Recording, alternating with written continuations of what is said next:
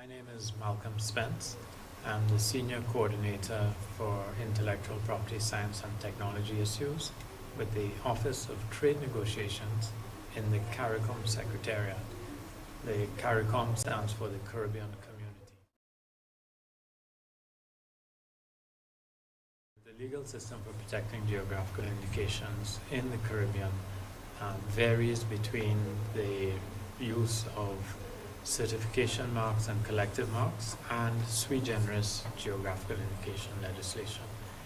It's all fairly new for us, and so there are very few geographical indications, relatively few geographical indications actually registered, but there are some countries that have begun to do so quite quickly. Cuba, for example, has long had geographical indications registered, but the Dominican Republic now has a number of them.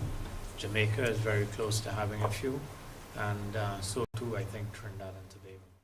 So very soon you'll see, I think, coming onto the international market, more and more products from the Caribbean that people will identify uniquely as Caribbean products that use geographical indications to help protect the added value that they have. The advantage of using a geographical indication for protecting the additional value that some of the products we produce have, I think probably has to do with the strength of protection, the actions that you can take as a producer, which perhaps go beyond what you are more likely to take if you're using just a trademark of some kind. We have, of course, agreed in the Caribbean to develop fairly strong protection for geographical indications on a wide range of products, not only wines and spirits, but many other products. It's clearly going to create a number of important advantages. One of them, for example, is this question of how it contributes value in the context of rural development. I think for many of the small producing areas in the Caribbean, this particular aspect of it, bringing investment capital into the rural areas by using a geographical indication which is located in the rural area, is going to be an important advantage.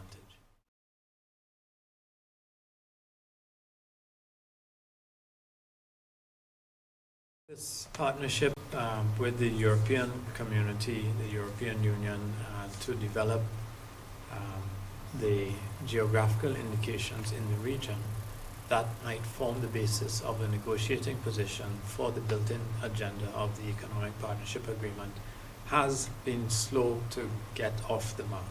And the challenge has been on the Caribbean side to begin identifying those kinds of products which are not currently being traded using the concept of a geographical indication, but which might have sufficient value differential to suggest that that would be a good business strategy.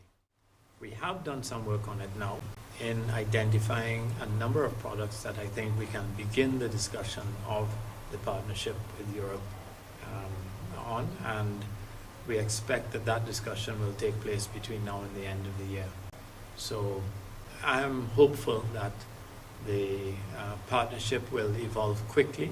I think at the end of it we will be able to come away with considerable value for both of the negotiating partners in the area of geography.